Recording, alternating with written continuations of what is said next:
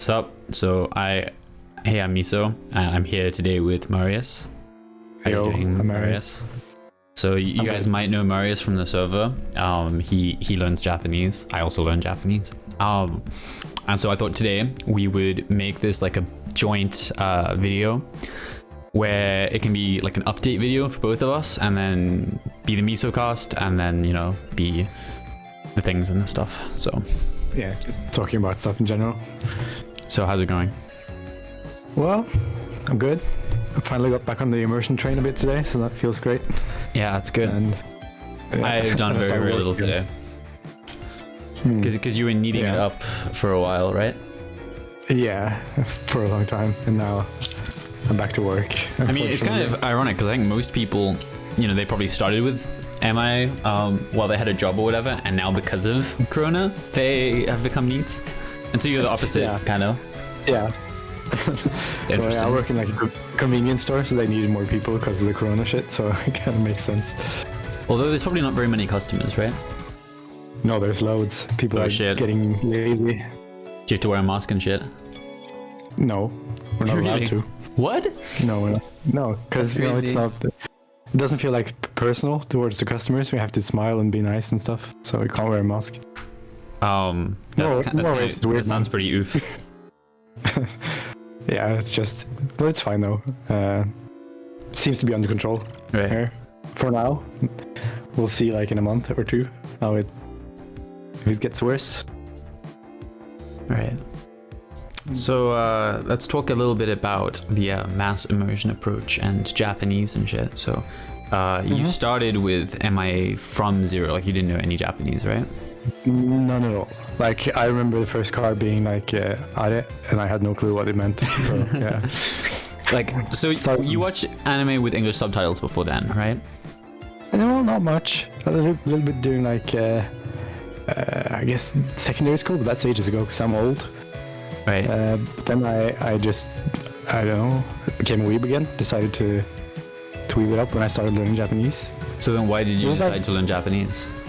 It was like a reaction to I had this insane like gaming addiction. I thought, fuck, I need to stop this. Let's do something fun and productive. So let's learn Japanese. And how's the gaming addiction going now? Oh, it's better. Because, now it's like more of a Japanese addiction. Would you say that you're addicted to Japanese? I was for like the first 6 months for sure. Right. Then I was just using it as like a way to not play video games and just watching shit in Japanese. I mean, yeah, we're probably going to talk a little bit about that kind of mentality later, but yeah, it's pretty real. It's pretty oof. It is. So what kind of games did you play that you found so addicting? I was a huge fan of something called Path of Exile, and I still play it sometimes now. Path of Exile. But yeah, that's like a huge fucking time sink, and I spent many years of my life playing that shit. That and World of Warcraft. Yeah. And kind of took over my life. I thought like I failed at school because of that. But it turns out that was not really the case, because even when I stopped, I didn't give a shit about school. Right. So, What were you studying? Physics. Environmental physics kind of thing. And did you have any interest in that, like, while you started studying it? Or was it just like, I need to get a degree, so I'll pick something that sounds fancy? Wouldn't it be cool if I could tell people that I know, like, I'm good at physics? Right, cool? So it's just about the appearance. Basically, yeah. And I thought it was kind of interesting, but like the stuff that is interesting is kind of limited. There's a lot of stuff that's not interesting at all, really. Yeah, I feel that, because I study electrical engineering, and I can't say that I'm super passionate about it. Very much like for job security, and because my parents want me to get a degree. Yeah. So yeah, I relate to that. It's probably smart to get a degree. Probably. To be fair. But I'm not going to get one now, though. I have so many, like, I don't know what you call them, like subjects or whatever, that I could, like, mix them all together and maybe create, like, a silly bachelor's degree in something.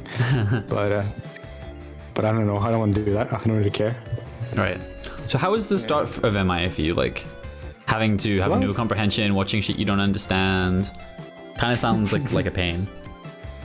It was a pain. Pain Well, that I you're was addicted to for some reason. Yeah, well, when I started out, like the first week, I was kind of confused. Like everyone is when they're starting out MIA. Everyone's like asking questions that I now think are stupid, like in the Discord channel. It And I was one of them. Like, yeah, right. so yeah, I was just watching stuff. And What was your first show, by the way? my first what? What was the first show you watched? It was K-On! Oh, good one. Well, yeah, it might have been K-On! Yeah, it was K-On! Well, the first thing I watched was Kimi no Na wa, the movie. Right. But that was with English subs. But that was kind of the trigger why I decided to learn Japanese. I don't know why.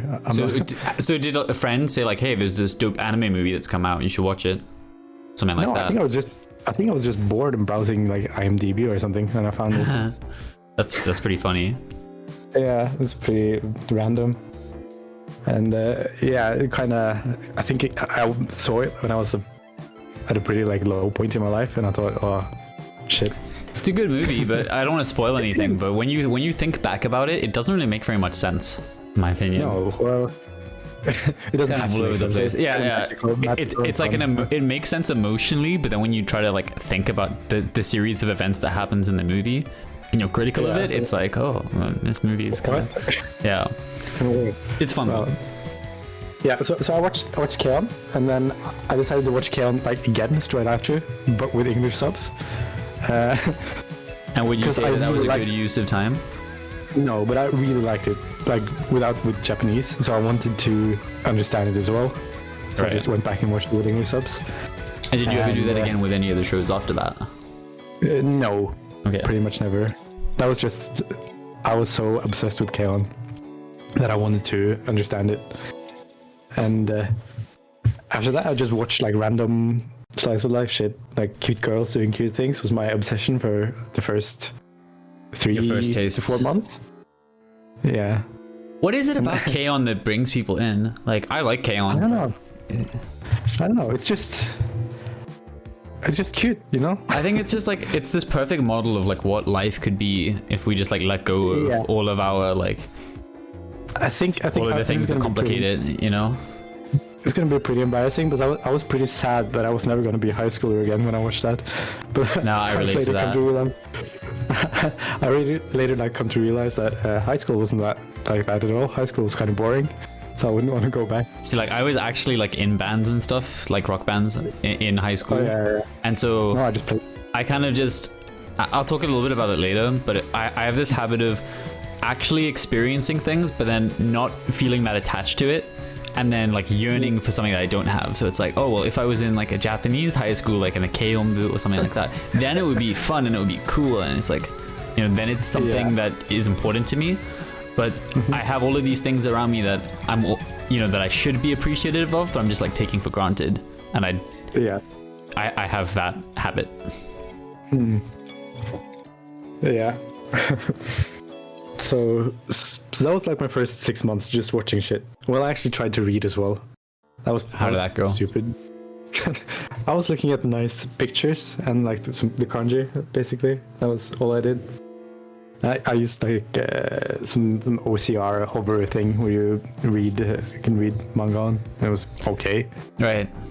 So how did you do it? So while you were watching K-On! And stuff, did you start doing RTK? Yeah, I did RTK from like the recognition RTK because I joined like about the time the Matt decided that normal RTK was not a good idea anymore. Yeah, so I actually started around the same time as you. So I was doing production RTK before I knew about MIA. Was it actually MIA at the time? I can't remember. Or was it the Matt versus Japan Patreon? I think it might have been.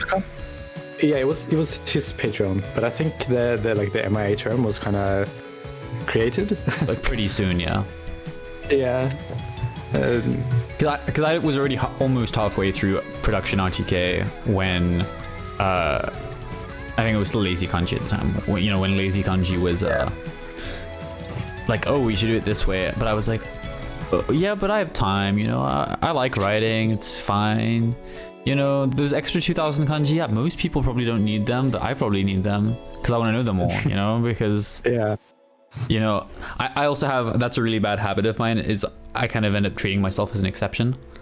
And just thinking like, yeah, well, that's really good advice for everybody except for me, but I'm like smart and special or something.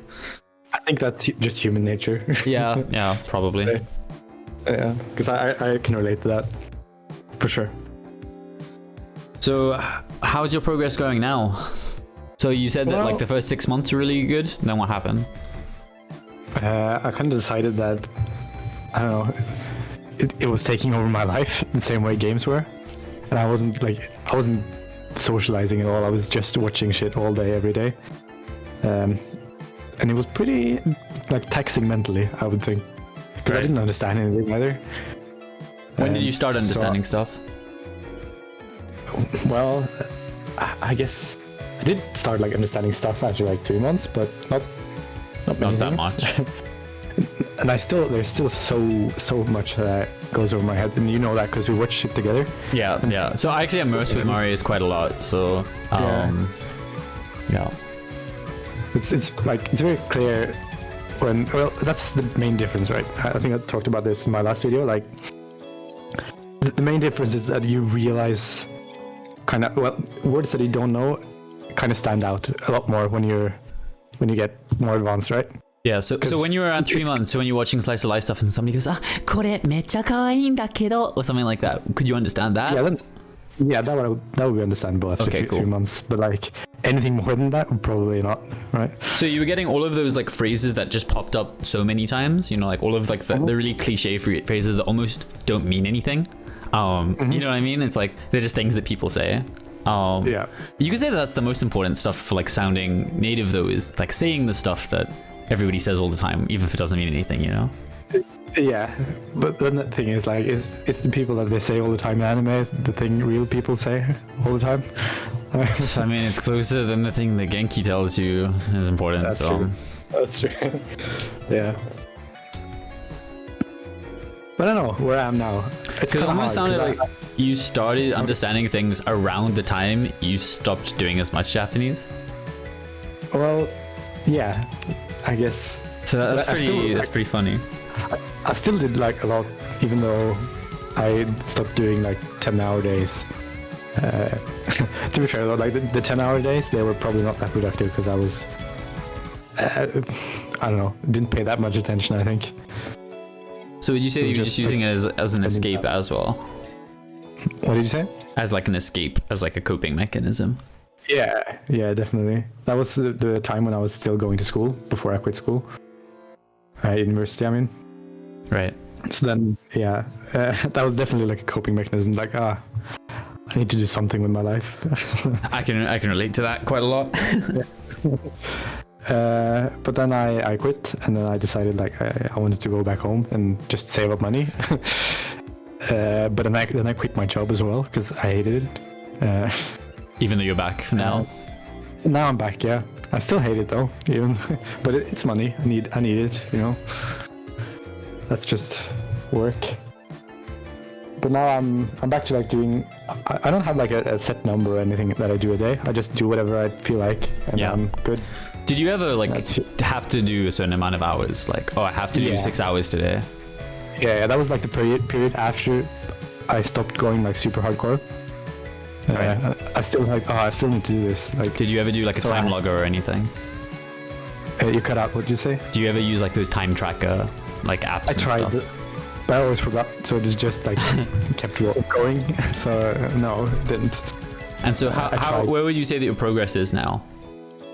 Well, like I can't really output. I can do like super basic stuff. But I don't feel like I don't feel comfortable outputting at all. It would be super. It feels awkward to not know that you're right or whatever. Yeah, I can relate to that. Yeah, so I've held off on outputting, even though like I write sometimes like super basic stuff, but apart from that I can't output, but I can understand like a lot. I read books. That's pretty cool, right? It's pretty cool. How many words are there per page that you don't know when you're reading like a light novel or something? Is there a light novel that we've both read, by the way? Because that would be... better I read like comparison. the first 10 pages of Oremo, but that was the first book I ever read. Yeah, So it's not that easy, in my opinion. No, it was pretty hard. No, I don't think there's anything we've both read. No. Anyway. Yeah. So I mean, it's going forward. Yep. It's all you Doing- it's all you can do. Yeah. And I'm hoping to get better in the future. Basically, I don't have any goals, any like specific goals. Just keep doing what I'm doing. So yeah, where would you say like you'd have to get with Japanese to feel satisfied? At the same level as my English, basically. Right. Otherwise, I don't feel like there's a point being like, I don't know. Half fluent.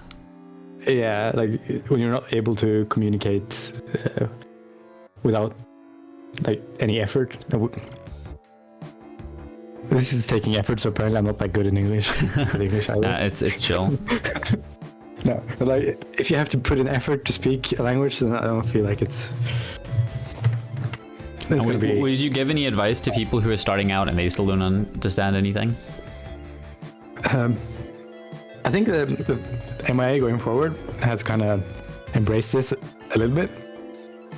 That just slowly increasing the amount of immersion you do each day. Like start out small, watch an hour or something, and watch the rest with English subtitles. Even or whatever. less, you can do like watch one episode.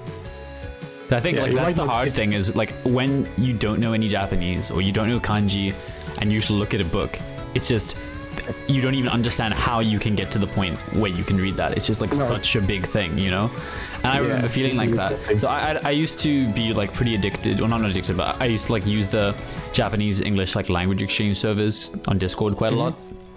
And then people would say stuff like, hey, if you read books, you'd get better. And I'd be like, yeah, but how the fuck am I supposed to do that? And it's like, oh, you just gotta learn all these kanji first. And I'm like, so I have to like go out of my way and I have to learn all of these things before I can even start to do the thing I'm supposed to do. It's a pretty big deal. It's not easy. Pretty big hurdle, right? Yeah. Do you say that in English? There's a large barrier for entry. Yeah. A high skill floor. There we go. Yeah. And yeah, just doing a little bit each day, and then increasing slowly as you get more comfortable. Obviously, you're not going to have the same progress as if you did 10 hours a day. So, But like, that we would actually just started keep MIA getting- at the same time, right? And before I was doing MIA, I wasn't very structured. I'd been studying Japanese like half-heartedly, not really knowing what to do to improve. I'd been doing it for a long time. Like I started dabbling with it when I was 12. So that was 8 years ago, I guess. But at the time, it's not like I was doing Genki and I was doing all of the examples and I was, being diligent or whatever. It's just kind of something I'd watch some YouTube videos and I'd go on Discord and try to speak to people and. You browse or learn Japanese? I don't know how big a thing it was at the time. Yeah. You mean like the Reddit stuff? Yeah, the Reddit. Nah. Subreddit. Nah, I didn't use that much. No. Okay. Yeah, and like, sorry. That's where I started. That's where I started. That's funny. Well, that's. Yeah, so how did you find MIA? I think I just ended up on some AJAT videos on YouTube. Subreddit. Oh, on the on the subreddit. subreddit. Oh, that's funny. Yeah, because they really hate it, but I don't know. It really and then I ended up on Wanikani and then somehow got to Matt's. Like, Yeah, so I got it through the kanji video. Yeah. Because for me, like, I actually started doing RTK. So, like, going through my history with Japanese, like, sequentially. So, when I was 12, I started having, like, a passing interest in it. And I was, like, I had this phrase book that I took from my dad. And, I was, like, trying to, like, copy down phrases from it. I look back at it, it's super cringe. Like, I found, like, a notebook from back then of me trying to, like, like, make katakana for, like, the people around me, like, their names. And I got, like, every single one wrong. Like, because I was doing it, like, by the spelling. Like, I didn't get, like, how to take a sound in English and like how to find out. Obviously, like you need input for that. And I actually got like kind of good at it, like pretty quickly. Well, I don't know. It's still one of the things that I think like compared to a lot of foreigners, I'm like pretty good at is just like taking an English word and just being able to say it in Japanese. Yeah. Like I still can't do that with my last name. It's impossible. Well, it's Yeah. not impossible. It's just Well, you probably have a Norwegian last name, so that's a big hurdle for me Yeah. as well. yeah. Obviously, like it does happen where I'm just like, I don't know how this word is supposed to sound. Because it's like Rosuan Zurusu and stuff like that. It's like, Yeah. and then where did it go from there? Like, I actually ended up going to, okay, so I was watching like a fuck ton of anime with English subs, like all throughout high school. And for me, like there was no middle school in my country. I don't know about your country, but for What me, did you say? there was no middle school in my country. So 7th grade is the end of primary school or like elementary school, and then it's high school after that directly. Right. There's So only how like many 2 years of high schools. school? 5. Okay, yeah, then still one less year than here. I Really? think. Yeah, because there's 7 years of primary school, then 3 years of middle school, and then 3 years of high school. Are you sure? Yeah. So you guys Yeah, probably okay. start a year earlier, I think. Yeah. Yeah, I was like the first, what do you call it? The first people around my age to start. All right. The first fucking class, I guess. The first class to start at year 6, when you were 6 years old. So yeah. Right. And so I don't know, like I've been watching anime for a long time, and so for me it doesn't feel like a fad or like something that I can grow in or out of, but it's also not something I'm deeply attached to and obsessed with. It's just something that is a part of my life, the same way that people who watch Marvel movies, like they like Marvel movies or whatever. Yeah. I don't know, it's kind of nice having that distance of like, I don't have a waifu, I don't have, you know, like I do have anime posters in my room, but it's because I got them for free when I was in Japan, so it's kind of just, it's not like I'd go out of my way to buy them or anything. So you don't have body pillow. No, I do have a wall scroll of Rem from ReZero, and it's not like I'm particularly attached to that character or whatever, but it's like somebody at university had it for like $10, and he's like, hey, do you want it? And I'm like, oh, something $10, I could probably take it and sell it to somebody else for like, you know, for like $50 or something, you know. Yeah, I can relate to that. It's like, it's not a part of my identity to be like anime or weeb or whatever, but it's still something that I enjoy Yeah, like doing. at university, like I know people who, when they introduce themselves, they're like, yeah, and I like anime. And I was like, well, that's pretty cringe, dude. Yeah. Like coming from me, but Yeah. That would be kind of weird. to, like introduce yourself and say, yeah, I'm a super like a Marvel fan. Like, yeah. I mean, I don't want to go down this because I don't want to offend anybody, but I know like some people in high school who, like, they were bisexual, right? And I don't have a problem with sexuality or whatever, but they made their identity around that, and they're like, oh, well, all these people in America, you know, they discriminate against us or whatever. And I'm like, yeah, but there's nobody around you doing that. So you're like looking for enemies, and you're basing your identity around like, you know what I mean? Like, it's kind of weird. Yeah. Like, you're making it a pretty big deal. And obviously, like, it is a big deal to be discriminated against, and I don't want to say anything about that, but like when that's what you introduce yourself with, and that's like, this is who I am, this is the badge I wear on my chest that, you know, tells people my values and which side of the fence of this political issue I'm in or whatever. I just think it's kind of weird. And it's weird when you do it with anime as well, you know. Yeah. Yeah, I agree. With that, it's the same here in Norway, because people are generally like pretty open and pretty like okay with that kind of stuff, but it's like the American, you know, the polarization of like politics and stuff. Yeah. So when I was 15, there was like, I had quite a lot of problems with my friend group and with like fitting in. I don't want to go like too deep down in that kind of stuff, but just imagine like I had a whole bunch of friends, and they were all basically like hanging out without me and talking shit about my back, even though I introduced them all to each other and stuff, you know. So it's like things weren't that great at the time. And so my dad he basically was like, well, if he's in, you know, my son is in a shitty position, so he likes Japan, so let's go to Japan. And, you know, well, that's nice. Yeah, well, it was cool. And so I went to Japan in 2015, like right a new year, so that was quite a while ago. I really like the anime Ino Batoru wa Nichijou Kei no Naka de. And it's funny because I only watched that for the first time like last year, or the year before last year. I'm actually rewatching in Japanese now. But around the time, like, there was like cosplay of one of the characters while I was in Japan, and I got like a picture taken. It's like that's just a weird thing that came to mind. Yeah. So when you were, you knew like basically no Japanese when you were in. I mean, I thought I was good because of what people told me on Discord or whatever. I thought like, I'm pretty good for a foreigner, right? Even though like I look back on some of the things, like I was trying to ask like when the last train was, right? And then I would say like saisho no densha wa, like I got saisho and saigo confused. Obviously, like my pitch accent and my pronunciation was probably terrible. So I said like the wrong thing. Like the natural way to say that would be like shudeng, like the terminal train, like the last train, you know, because that's a word. Japanese, you know. Yeah, and then I somehow just like fucked up on so many ways that I couldn't even comprehend at the time. So you can't comprehend how much you suck because you don't know all of the things that you're missing. You know what I mean? Yeah. It's like trying to solve a puzzle with pieces that you haven't seen. They're just like in the box or whatever. And like that's really what the important thing about input is that you kind of know how big the puzzle is, and so you know what pieces you're missing.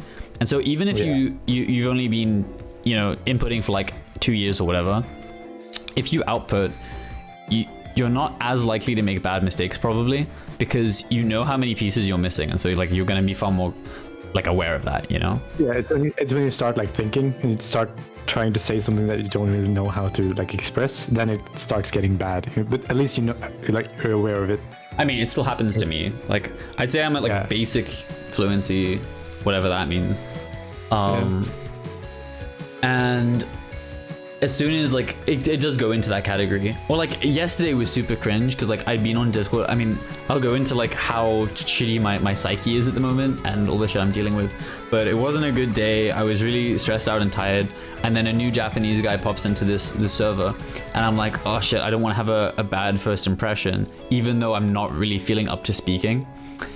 And then the thing is, like, I know when mistakes are about to come out of my mouth, and so I tried to like not say it, but then I wanted to say like irashai when he came in, but then my mouth started moving into itterashai, which is like the opposite of what I wanted to say.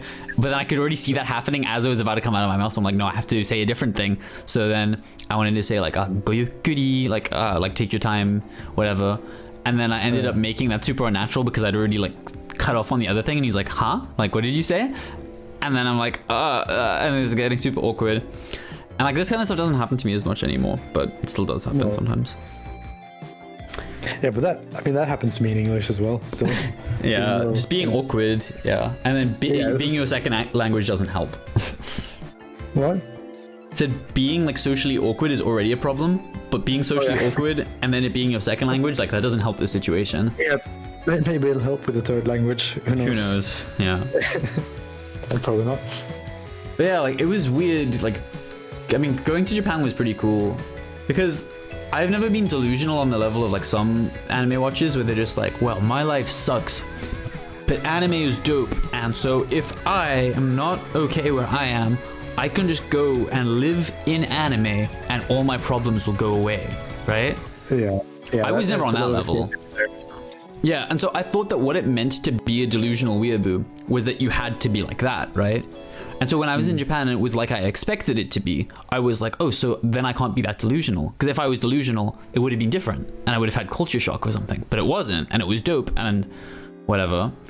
And so I thought that kind of just like crossed that possibility off,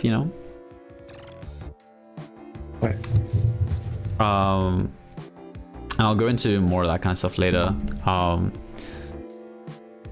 And so then when I was in Japan, like a lot of the places where I was lacking became a little bit more, I'd actually started RTK before I went. So that was just before 2015. I think I was only like 300 kanji into it. Okay. And it didn't help that much at the time, like with reading signs and navigating and reading menus. But I can remember being there and being like, yeah, next time I come back here, I want to be able to read a book because, it just seemed so dope. And like, oh, there's this entire like other evolutionary path that language went down that, I has such like rich culture and history. And I, you know what I mean? It's like, it was also just aesthetic as fuck. Like you look at a page of Japanese, even now, like if I don't actually read it and I just like sit back and I just look at how a page of Japanese looks, I'm like, oh, it looks so aesthetic, It looks pretty cool, but it was even cooler when I didn't know anything. Yeah, maybe. Uh, And then what happened I guess after it's just- then? no, go ahead. I'm just trying to think. So Discord and like me not knowing how much I sucked, and then I was doing Anki eventually because I was like, I need to change things. This isn't okay that I suck as much as I do. Struggling through basic manga. So I need to start using more Anki. And so what I was doing is that while I was doing RTK, so actually I want to go like backtrack a bit. So in high school, when I did RTK for the first time, after I came back from Japan, I started going really intense with it. So I was doing physical flashcards because people say do RTK, and so I downloaded the PDF, and in the PDF he says make physical flashcards. So I was like, okay, that's what I'm gonna do. And so I was making physical flashcards, and then I would come home and I'd get like cardboard and I'd cut them all out and draw the kanji on the front with the number on the front, and then on the back would be the keyword, and then in the middle you'd write like the story. And then I would do that for, yeah, it is a lot of work. And then I would rep them, and then, I would take them to school, and then I would do them during class. I would do them during lunchtime. I would, you know what I mean? It's like, Yeah. And so like it put a lot of strain on my relationships, like because I had a girlfriend at the time, and I had a friend who has also like dealt with like a lot of depression and anxiety and a lot of problems. And so then it felt like I was giving all of these people the cold shoulder and saying like, oh fuck you, I just want to do this thing all day.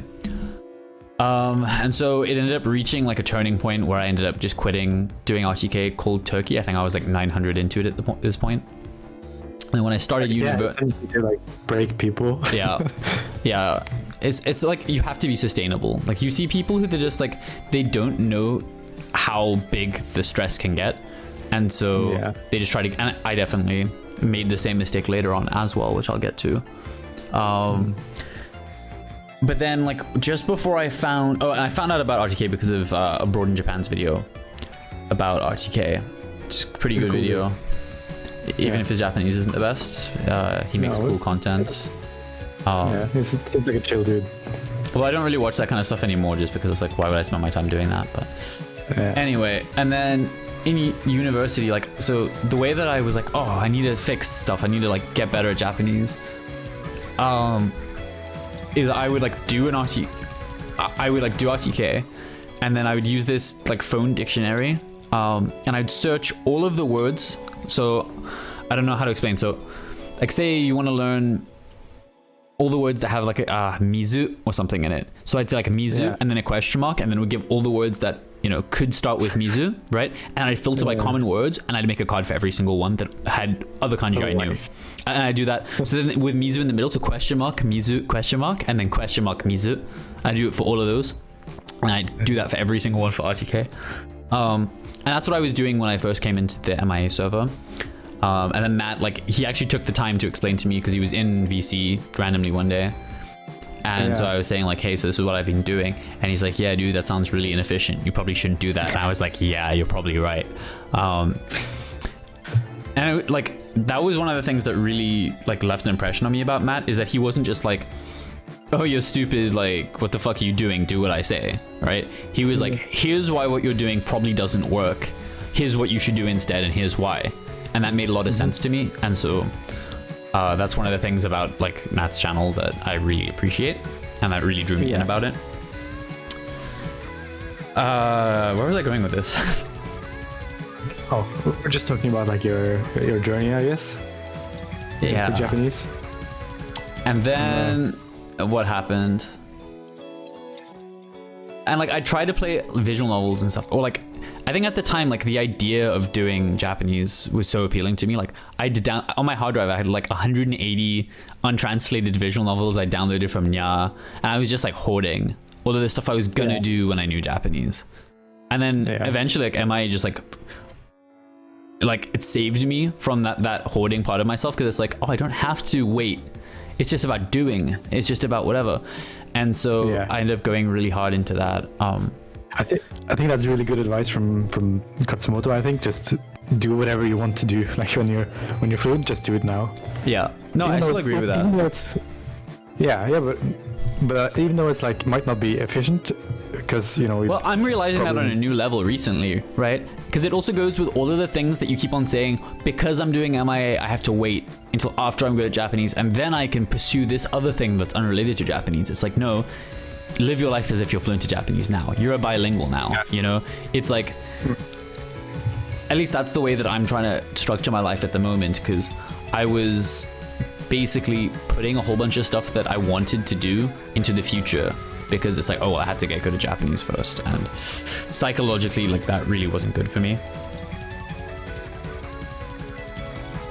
But also, like, with Japanese, I before that, I was like really hardcore into trying to get really good at guitar, and I'm still kind of am. Okay, I'm back. Sorry. Okay, no, it's fine. Marius's mother just came into the room. Yeah. So before, like, I was really hardcore about Japanese. I was very hardcore about trying to get good at guitar and music. But I have this like tendency that, like, I'll start it for pretty pure reasons, but all of a sudden it's like, oh, well, I need to. There's this guitarist I really like, and it's a problem that I can't play the kind of stuff he does, so I need to practice really hard so that I can be good, so like him. And then when I'm as good as him, then I'll be able to make cool music and everything will be dope, you know, and I'll be happy. But then as soon as you start to get close to that level, it's a new guitarist, one that can do stuff that you can't do. And then you think, oh, well, when I'm as good as that dude, then I'll be happy. But it never ends, and then you spend 8 years practicing guitar every day. And all of your friends, or all of the people you know who work far less hard than you, are playing gigs and live shows and stuff, and you're just in your room practicing.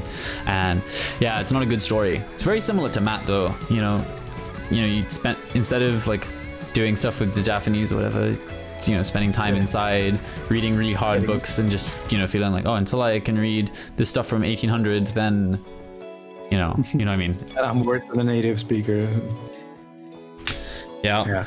And it's a trap that I'm trying to get over.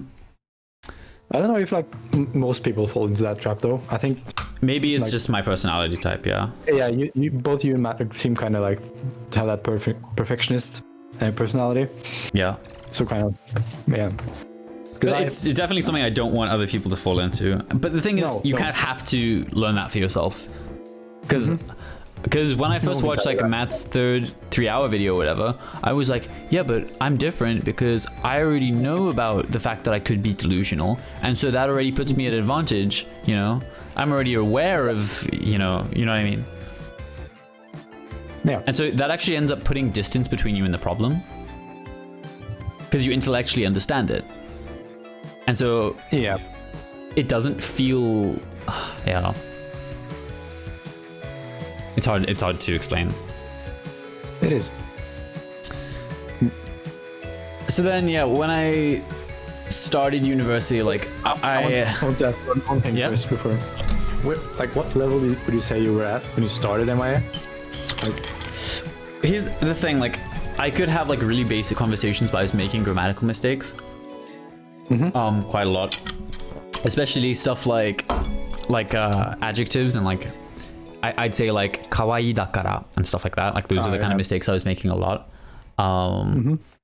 But so I met some Japanese people like really soon after I started MIA, and they said to me like, hey, you're good enough at Japanese that you could work in Japan, but you still make lots of mistakes. And they said to me that my pronunciation was really good, but obviously like I wasn't nailing pitch accent. I don't know, like I listen back on old recordings of myself and I cringe. I listen back to new recordings of myself and I cringe, so But what I wanted to say is that there obviously, I think something that's going to change a lot with MIA in the future is, I think we're going to end up becoming like, especially in the elementary stages, we're going to start to resemble like more traditional styles of learning. Because like the traditional style of learning is kind of, the reason it kind of works for some people is that they get like the foundation through traditional learning, and then they move to Japan or whatever, and then they absorb the language, immerse in the language then. Obviously, you don't need to move to Japan or whatever, it's just... No, that's the thing, like you can do it from your own apartment or room or whatever. But obviously, like, so we started MIA at the same time, and like there is still a pretty big skill gap between us. And so because of that, I want to say, like, obviously the years that I put in before that can't have been for nothing. Otherwise, we'd be at the same level. You know, if it's like the difference between, what year was it? So 6 years of on and off non-serious learning and outputting badly on Discord. If that was the same as like 2 months of MIA, then in 2 months you'd be as good as I am. I don't think that's gonna be the case though. So obviously, like, input is the best way to get better, but I think it's a very multifaceted and complex situation. But even when you were like outputting on Discord servers, you were still getting input, like. Yes. Speaking to them. Well, I'm probably at a level where I shouldn't beat myself up for outputting. I should probably just be okay with it, but it's. I don't think anyone ever beat themselves up over outputting, really. Yeah. I mean, I still feel guilty sometimes because I just feel like, why would I waste my time doing this when there's still so much I could get from input, you know? Yeah. Sure, but if you're having a good time outputting, then yeah, whatever, you know. So then, like, halfway through my first year, okay, well, in my first year of university, like, I'd just come out of like a really toxic like relationship at the end of high school, and as a result, like, I ended up losing some friendships, and like my friend group really just crumbled apart. And so when I came to university, I had nothing in that sense. But I didn't like the people that I was around either. So, you know, starting this engineering course, and like the only people who I can kind of speak with were like some of the other nerdy people, but they're all just like making gags and like talking shit. But it didn't have that intimacy that I had with like my previous friend groups or whatever. And I just felt like such an outsider. And I still kind of do. And that's not to say now I do have some good friends from university, but those actually came later from me joining the Anime and Gaming Society, ironically, because when I came to university, I didn't want to join it. Because I just thought, yeah, I like anime, but it's not a part of my identity. I don't want to identify with those kind of people. I want to reinvent myself.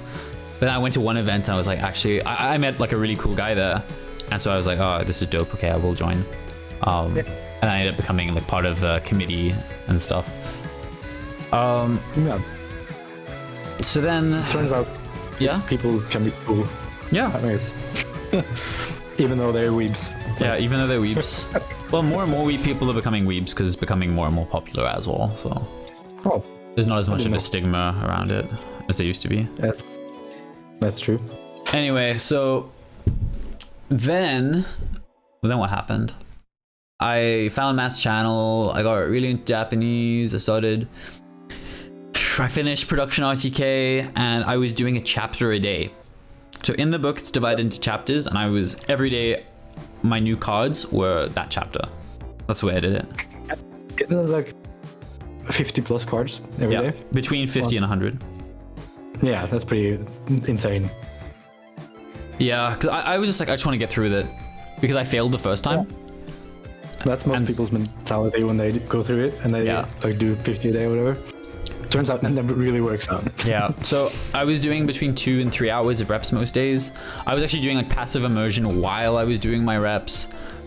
It was, at the time, I felt okay about it. And then one night, like in the end of December of 2018, was it 2018? Yeah, in December 2018, so the end of 2018. I ended up smoking some weeds that my mother's friend brought over.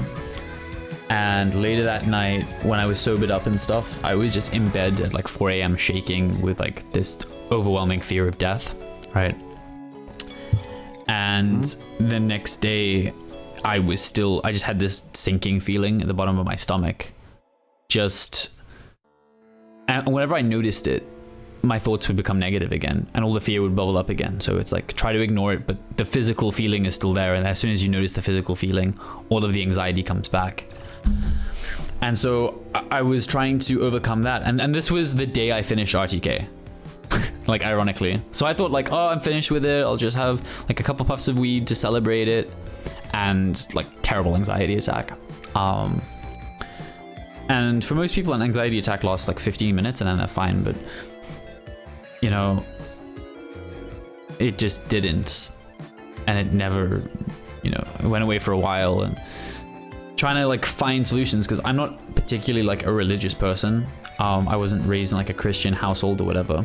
But that's not to say that I'm completely in denial of God, or, you know, that I'm a materialist either, because I think that that's super narrow-minded, because there's still so many things that can't explain, like, oh, where did everything come from, you know? Nothing can't come out of, you know, everything can't come out of nothing.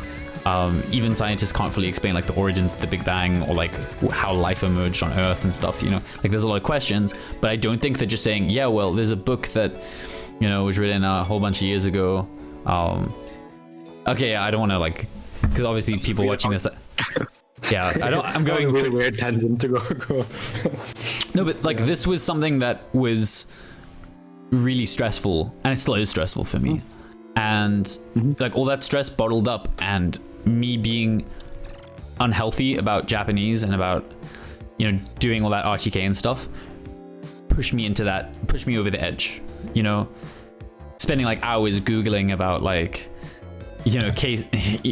I don't want to go like too into it, but just like really bad anxiety. And over the months and months after that, it slowly faded, and I slowly started to forget about that feeling.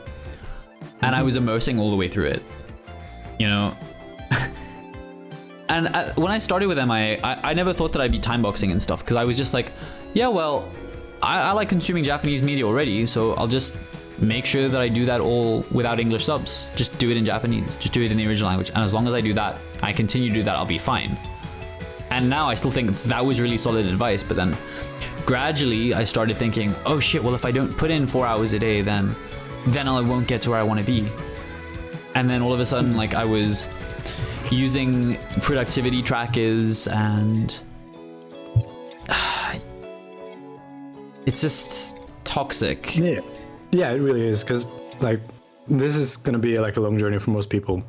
For everyone. There's no stress. And, like... and if you don't enjoy it, if you can't go 4 years tracking your productivity and like time boxing all day every day for 4 years. But it's like, for example, I'm at university and I'm reading a book, and then I put on my timer, so you have to pull out my phone, put on like the rain sounds or whatever so I can block out noise, and then put on the timer. And then as soon as like one of your friends shows up, and then you're like, fuck, now I have to pause my timer, you know? That's the place I was every single day, you know, constantly just like, and that was obviously like building up a lot of anxiety as well, just like so on edge about everything. So like everything is getting between me and my immersion, getting between me and my goals, my future, the me I want to be, you know? Yeah, I relate to that, like the first couple of months as well. Because then your friends ask you like, hey, let's go watch a movie, and you're like, why the fuck would I do that? Because that's just like Is it in Japanese? I'm not gonna learn any. Yeah. Can I take the subtitles off? And like, I think that for a lot of us, it's because we want to be accepted, and because we have this idea that I want to find people that are similar to me. And I have met Japanese people who I really do resonate with, and I'm glad that I have the opportunity to be able to make those connections. And so I don't like hate the journey that I'm on, or hate Japanese or anything, but it's more like I need to change my mindset, and I'm trying to change my mindset, because there's already like really cool people in my life, but I take those people for granted. And you know, I feel like, oh shit, nobody gets me. I have nobody except for those people who are kind of cool, but they're not Japanese, you know, so they don't count. I see.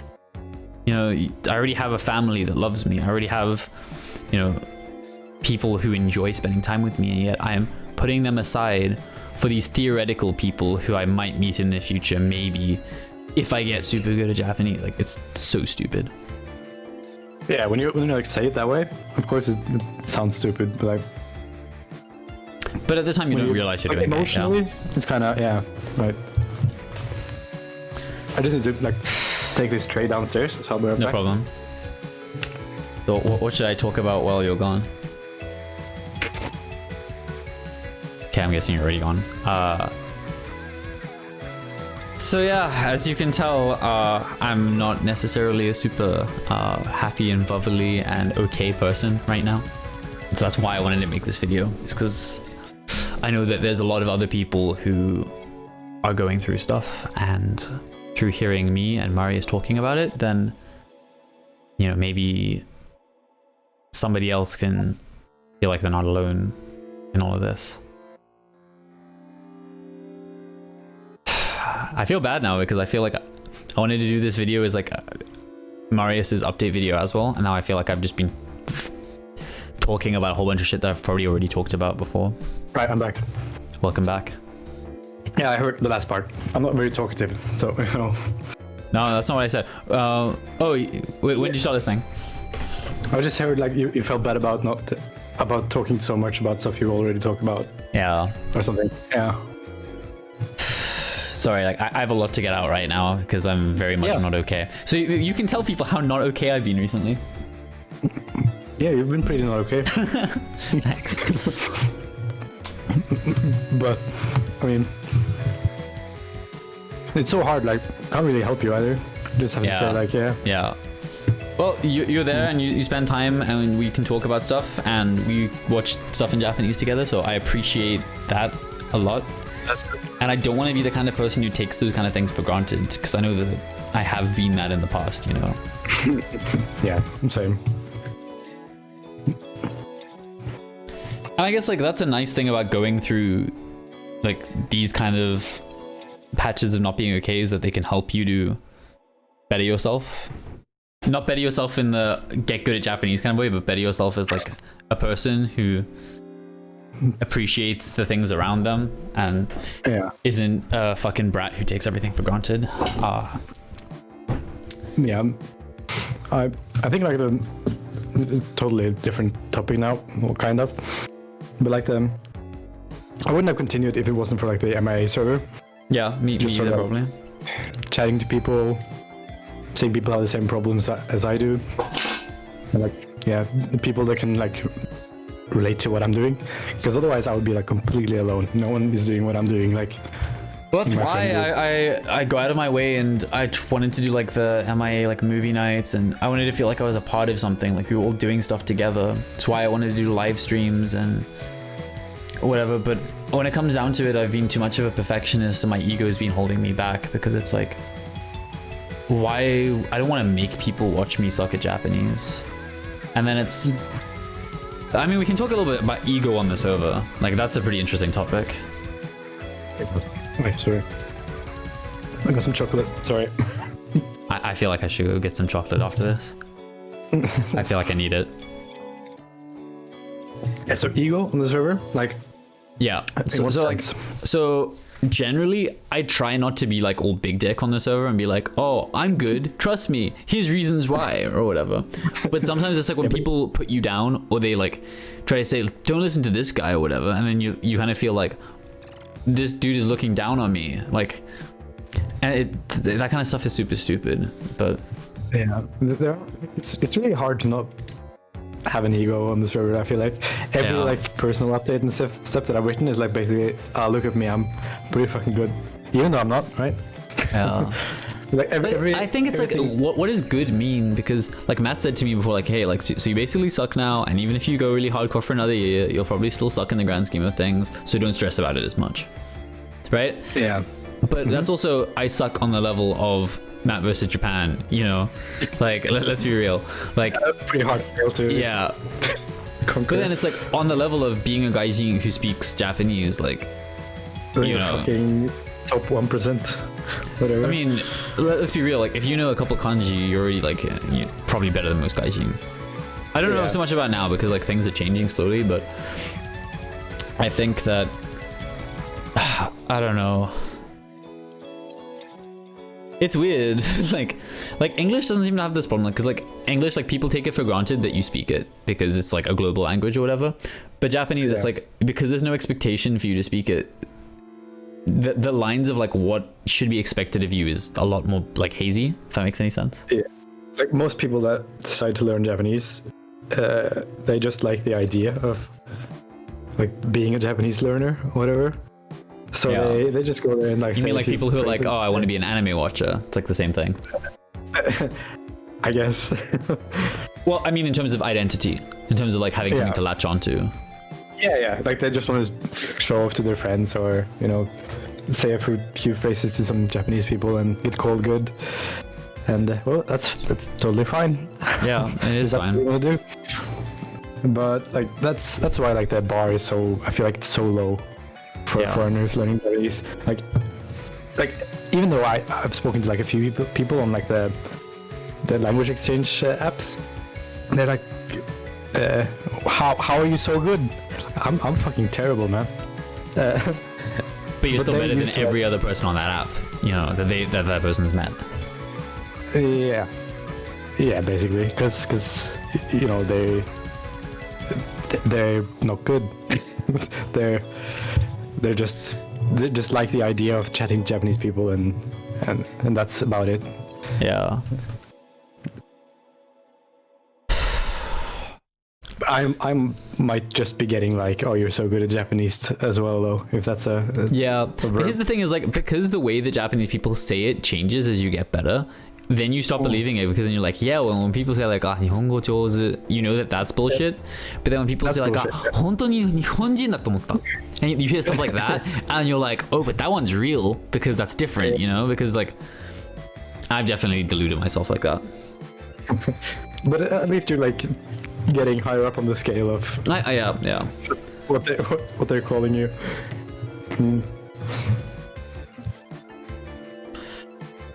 So I guess I kind of want to talk about all of the hectic reasons why I haven't okay recently. So I've had really bad health anxiety. I've been terrified that I have like a brain tumor or something, and I know that I probably don't. I haven't had any seizures. I haven't had like any big reasons to be super worried. I haven't passed out. I haven't like lost feeling in a limb, or had anything super crazy. I've just had a headache that's been with me for a couple days, and it's most likely just a tension headache, right? yeah, because I started having back pain a couple of months ago as well. So, and then it's probably just spread up to my neck, and now it's pulling like on the back of my head. And here's the thing: is like it's come and gone a little bit. Like it goes away for like half a day, and it comes back in the nighttime or whatever. But if it's still there in like a month, then maybe it's something to be worried about. But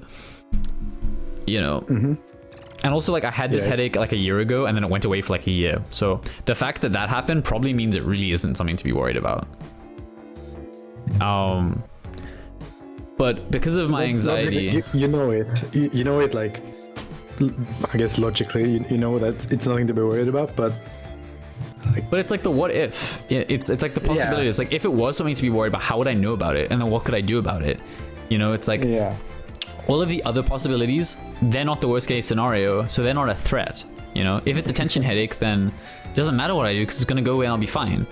But if I'm not fine, like that's the only case that I need to be concerned with and trying to solve. And it's been horrible because I can't do anything. Like today I've done absolutely nothing. Like try to read a book, and I keep on feeling like my eyes are playing tricks on me, like I'm seeing something in the corner of my eyes. And you want to know something crazy is I actually took like some stickers and put it on the bridge of my nose, because I keep on seeing like black flashes. And I think that it might have just been like while I was focusing on something, I would end up seeing the bridge of my nose, and it would like come into my attention and freak me out. And so by putting a colored sticker on it, if the thing that flashes is like a color and not black, it's like blue or whatever, then I know that it wasn't nothing to be concerned about. So it's really fucked me up. It's like, that's it. and then like I thought, oh well, if it's my eyes are being weird, maybe I have digital eye strain, so I'll take 3 days off of screens, and I'll take my first break in Anki because I had a streak of like 460 days or something. And I took my first like break to try to make it better, and then all I'm left with is my anxiety and books that I can't focus on because of my anxiety. No music, no being able to talk on Discord, no anything, no distractions, just, and that's what I've been living with for the last 11 days. Pretty, today I feel a little bit better because I had like a conversation with my mother, and but it's been pretty shit. Yeah, it sounds pretty shit. Like I can't relate to it at all, because I haven't experienced that kind of health anxiety. But I'm guessing, like, it's probably just gonna like slowly fade away as you stop worrying about it, right? Or Yeah. do you think it's gonna? Yeah. Well, I think that Like- for most of my life, I was kind of lying to myself about the fact that, yeah, well, cancer kids and stuff are really sad, but you know, cancer kids are like part of a subgroup that I'm not a part of. You know, they're just like homeless people. It's sad that people are homeless, but I'm not gonna go homeless, right? I'm not gonna get cancer because I probably won't. And I think most people live their lives like that. But then I've kind of realized that I'm not invulnerable, that the only difference between me and somebody who does have a brain tumor is that, you know, that they got one, right? And the fact that it could be happening to me and I don't even know about it because of like not knowing about the the symptoms not presenting themselves and not being obvious. The fact that, you know, it just fucks me up and I can't stop thinking about it. Yeah, there's. What do you do like in that situation? What can you? It's hard. Well, what I'm gonna do is I'm gonna have a neurological test, so they'll like test my reflexes and like my eyes and stuff, and you know that will hopefully. And then if they say, hey, there's no reason why you need to get an MRI, you know, if you still have a headache in a couple months, then come back. If you're still worried in a couple months, then come back. You know, it's gonna be like that probably. Yeah. But I think trying to just brush it aside and just go like, it's not a, you know, it won't be a problem anymore because I'll forget that it's a problem. Like that's just escape. That's just, it'll just come back. I know it will, because it already has. Because I was already like this a year ago, you know. Because the fundamental thing is that I'm really afraid of dying. Like that's really the core issue, and I've kind of always lived my life in terms of that without knowing it. Like I put myself under pressure with like all of the TV shows I haven't watched, all of the games I haven't finished. And then it feels like, oh, there's so much cool stuff and you got to do it all and you need to be doing it right now and you need to be finishing stuff. Otherwise, because otherwise you're going to die and, you know, you're not going to have done any of the cool stuff. And so you're going to, you know what I mean? That's how it feels. And so I'm not enjoying anything. I'm not enjoying watching TV. I'm not enjoying playing games because it's just a chore. It's just all the stuff I have to tick off or else, you know? Before you die. Or, yeah. I need to get good at Japanese. I need to do this thing. Otherwise I have nothing to show for anything. And it's like, I'm not okay with who I am right now. And I'm trying to become better at that and realize like, I don't have to. Yeah. If I want to stop reading a book halfway, I can do that. If I want to, you know what I mean? Just like little things like that. But it's hard, like, because it's like been such a huge part of my personality for my whole life. Yeah. That's gonna be hard, yeah. It's gonna be like, it's gonna be some resistance there, I'm guessing. Yeah. Well, even when I was a kid, like my personality, like I hated change. I hated things getting ruined. I hated my toys getting dirty or destroyed. I hate it when my Yu-Gi-Oh cards, when the edges of them got like all fluffy and like not crisp and new anymore, because that reminded me of you know, that made me feel so uncomfortable. The fact that things get ruined, things that you die, you know, people die, things go away, everything that is important to you right now isn't permanent and you're not gonna have it, and like trying to be okay with that, it's super hard. I'm happy that's something I don't have to deal with. That's all I can say. Like I can't really help. Yeah. It's better than people like listening to this without having somebody else to give their opinions about stuff. Yeah. Anyway, that was pretty. That's pretty deep stuff, yeah. Yeah, it's pretty hard-hitting stuff. It's not a light-hearted progress cast. But it's real problems, and so actually what I should say is before my anxiety got really bad, I had a huge breakthrough with the fact that, so I'm actually probably not losing any hair because I spoke to somebody who worked at a hair transplant clinic and they said, yeah, it doesn't really look like you're balding. Before then I had this thing where I thought that I was losing hair because my dad is like 40 and he's losing hair, and my grandfather was completely bald by the age of 17. And I'd always just put it off like, yeah, that's probably not going to happen to me, I'll be fine.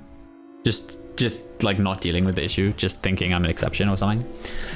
But then when I started thinking, oh shit, maybe my hair's thinning, it actually put a huge puncture in my delusion of myself in Japan, because I've always like had this edgy fringe or whatever, and Japanese people kind of respond to that pretty well, because it's like, I guess culturally more people like edgy stuff there than, you know, emoism isn't as big a thing in the West as it used to be. Mm-hmm. And so then as soon as there was this threat, like, oh shit, I'm gonna go bald, and then Japanese people won't think I'm an ikemen anymore, and you know, it completely derailed this delusion I didn't even know I had. Because like when people say to you like, oh, you're so good at Japanese, oh, you're ikemen, oh, whatever, you usually go like, oh yeah, I'm not, it's whatever. But then a little part of your subconscious goes, yeah, but you're underplaying it. Yeah, but you really are. Yeah, they wouldn't be saying it for no reason, you know? Yeah. And so that's what I was doing. I would say, oh yeah, that's not the case, whatever. But then there was that little voice that was saying, yeah, but it is, and you're just being humble, you know? And that makes you like even better. The fact that you're not, that you're not letting it go all to your head. But then the fact that it's not going to your head goes to your head. I guess, yeah. Yeah, as a person who basically doesn't have any hair left on top of my head, fuck you. No, I mean, I might still lose it, you know. It's still too early to tell, but I'm really not sensitive about it at all. I don't really care. I'm just joking. So actually, before I had health anxiety about having a brain tumor, I had health anxiety about losing hair. But at least that wasn't a threat to like my life, you know. Yeah. Oh, but it's been stressful. But that actually helped me to realize how delusional I was being about Japanese, and to help like realize that I need to just live my life with Japanese as a part of it. Mm-hmm. And because that can be sustainable, you know. Now I'm just somebody whose Japanese is like one of the languages I speak, and I'll use it to watch media and to communicate with people and take in information, and I still want to get better, but not going towards this grand thing, like, you know. Goal. There's no goal. Yeah. There's no. Because before I had a goal. Anyway, do you think we should wrap it up? Because it's been pretty intense. Yeah, it's been pretty intense, yeah. Is there any way that you want to close this up to make it more fluffy and happy? Japanese is pretty cool, man. It is pretty cool, man. It is. I'm enjoying it. Like, that's also one of the things I want to say is like, because I've said all this negative stuff about how psychologically, like, Japanese hasn't fucked me up. I've fucked myself up. And Japanese has been a part of that. But Japanese is dope. I like it, you know. I like reading books. I like finding cool, interesting words. I like, and I always have done, you know. Japanese has a huge appeal to me. But it's just about being healthy with that. Whatever that means to you, whatever healthiness, like how you can find a way to make it work for you. But for me, for a long time, because life when you're just obsessed with Japanese and it's the only thing that's important to you is how you need to be at native level, it's super simple. Like life is just, you know where you gotta go, you know what you need to do to get to where you want to be, and so there's no problems. No worries at all. Exactly, no worries. There's no threat to you because, you know, you don't care about anybody else's opinion. You don't, except for like native speakers, but if you don't output that much, it's not a huge problem. All that you have is like what you don't understand and then trying to understand it. It's like super simple. Psychologically, it's great, but that comes at a cost if you have underlying issues like me that I'm trying to sort out. So just be careful and don't bite off more than you can chew, and nurture the friendships and the relationships that you already have is something I want to say to people, because that sounds... you might make some Japanese friends and they might be really cool, and you know, that's dope, but you also shouldn't throw away everything for that, because you know what I mean. That's kind of like the don't go full age at whatever. Yeah, don't be me, don't be Matt, just be yourself. Just be a reasonable person. Yeah. Yeah. Okay, I'm gonna end it. Cheers, guys. Okay.